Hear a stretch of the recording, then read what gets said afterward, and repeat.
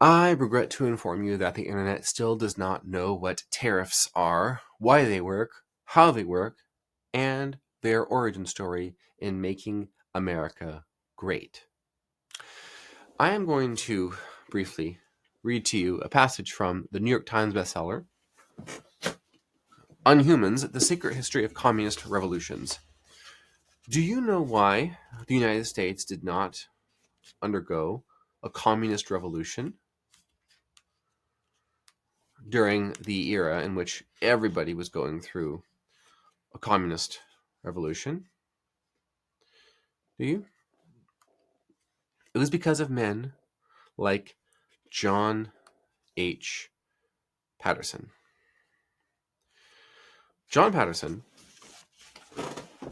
was an entrepreneur and a champion for the little guy, the downtrodden, those deemed lesser than as human beings by their betters, the managerial elite of turn of the century America.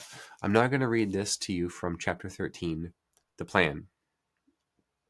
Historically, left-wing activists have claimed to care for the least of these most, reference to Jesus Christ talking about what you do for the least of these you've done unto me.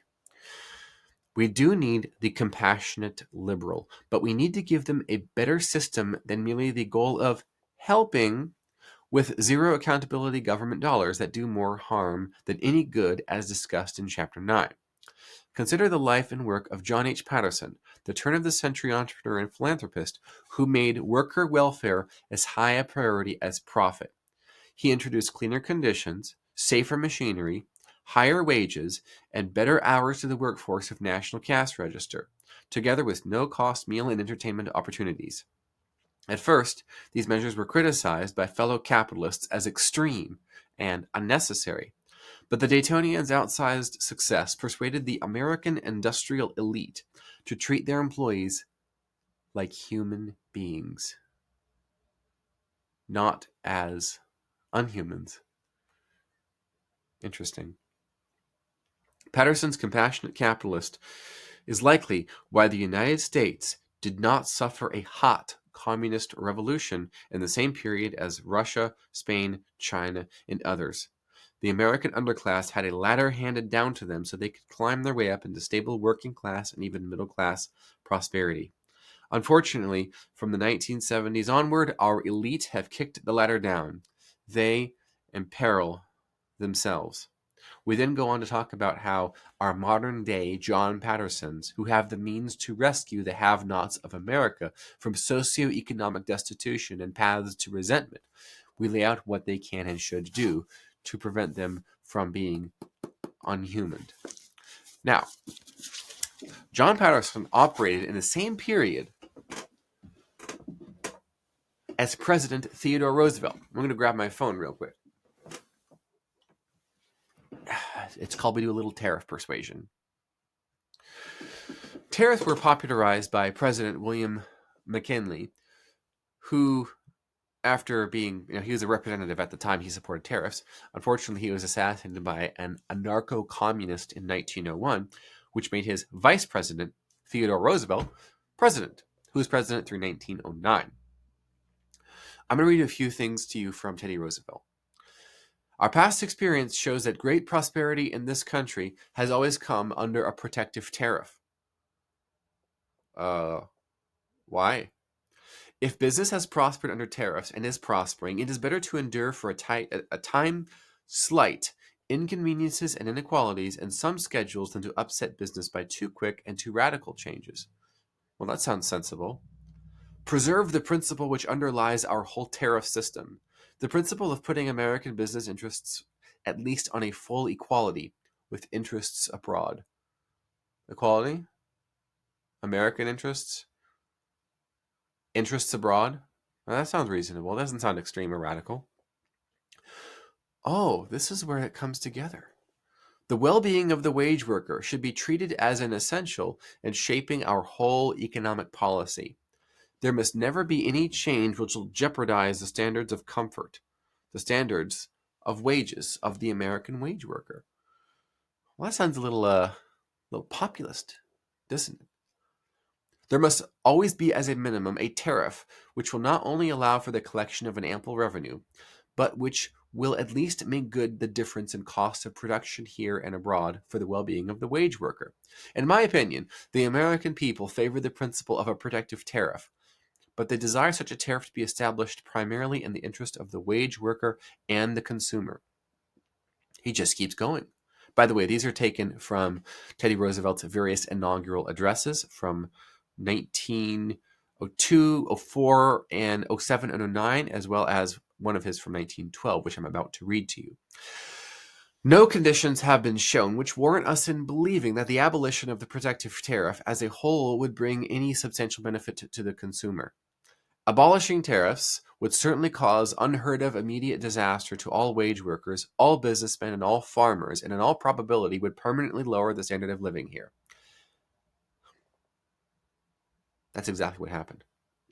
Tariffs are for the protection and encouragement of American industry so as to secure higher wages and better conditions of life for American laborers.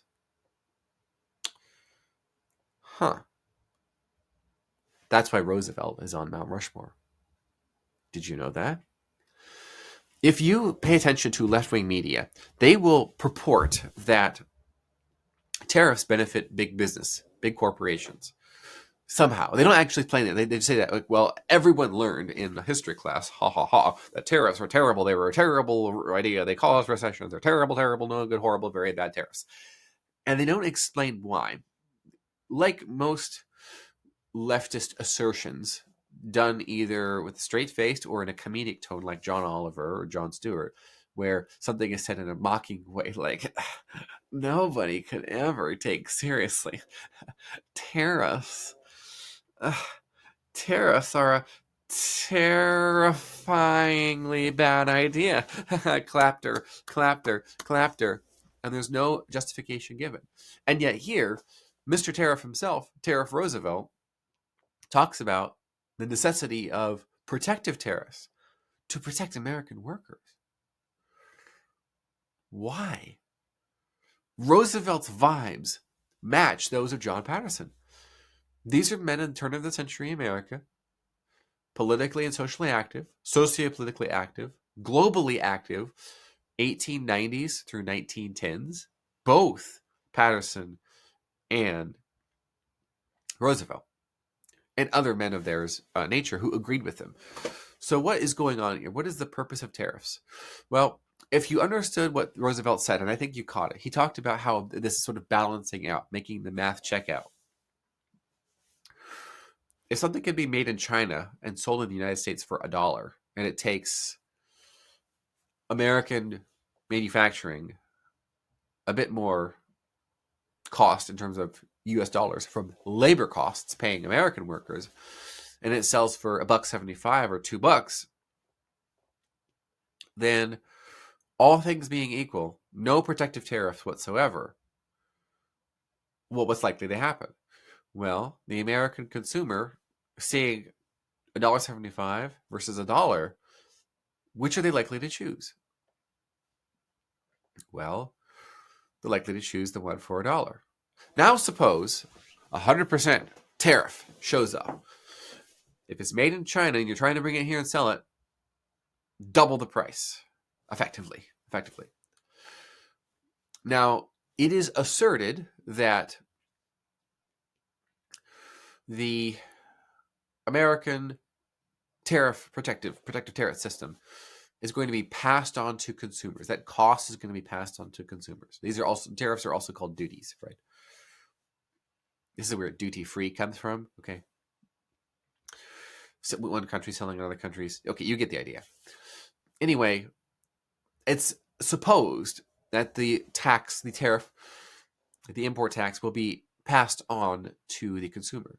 Okay, let's say that's the case. That product, for simple math's sake, is $2. Okay? Made in China is $2. Made in USA is $1.75. Now what are consumers going to choose? The American made. That goes towards American labor. The wage worker. The idea being, if we can give as many of the underclass a path to dignified labor. We can raise as many of them into the working class, into the middle class. And maybe even a few of them, and their children will have an opportunity to rise up from the absolute bottommost rung of society towards the top. That is the American dream. Tariffs created and supported the American dream. Think about it. If you could have something made overseas for almost free due to slave labor, which is the case in many developing countries, then those jobs in America are gone. That is if you believe in one nation under GDP. This is the issue with capitalism.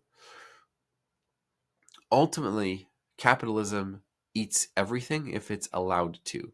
If you focus on most profit, least cost from the business and consumer perspective, you ruin everything. Because what about quality? What about values? What about honor, dignity, integrity? All of these are priceless, and yet they have no price. What is the value of a community with 0 fentanyl deaths? What is the value of, let's say, all of your non-college educated males in your community having gainful employment opportunities? Certainly there's an economic value, but the decisions that they're going to make might ultimately be costly. Think about it. If someone is perpetually unemployed, they're likely to become what? Addicted. What do addictions do? They drive the addict to spend a lot of money. Stimulating the economy. Oh shoot, addictions make money. And I just pulled back the entire curtain.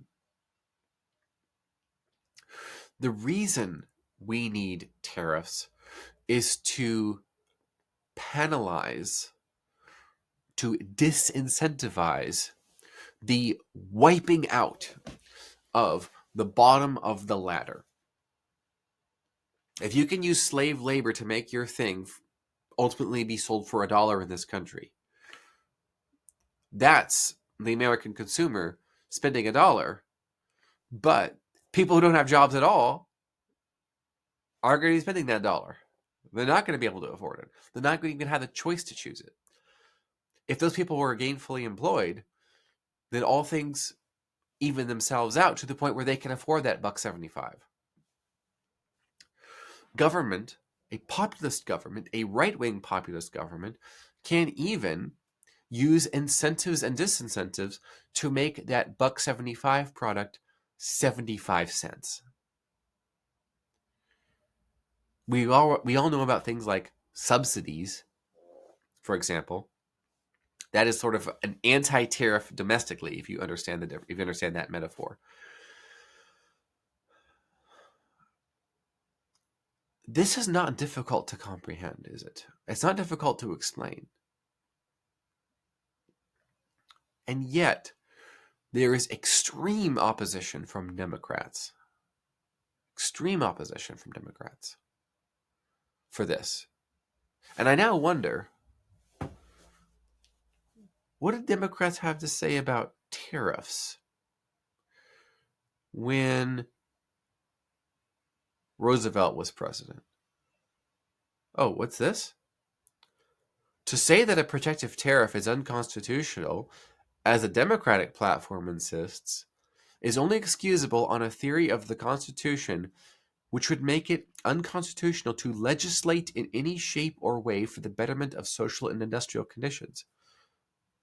Teddy Roosevelt, one of the 4 men on Mount Rushmore, he meant so much to the American citizen, says it is constitutional to legislate in shapes and ways for the betterment of social and industrial conditions. For whom? The working class. The abolition of the protective tariff, as proposed by the Democratic platform, would plunge this country into the most widespread industrial depression we have yet seen, and this depression would continue for an indefinite period. Well, that's exactly what happened, isn't it? Together with the elimination over time of the gold standard and money printer go burr and the infusion of workers willing to be paid less for the opportunity to work in the first place, which occurred in the 1970s, if you know what I mean, lower the standard of living, lowered the standard of living. The walking back of the protective tariff system that brought us the Gilded Age. Remember the Gilded Age, right? It's called Gilded because it was gold. Well, we have an opportunity to create a new Golden Age. Tariffs brought us the Gilded Age. Make tariffs great again, and we get a Golden Age. It's called we do a little tariff persuasion.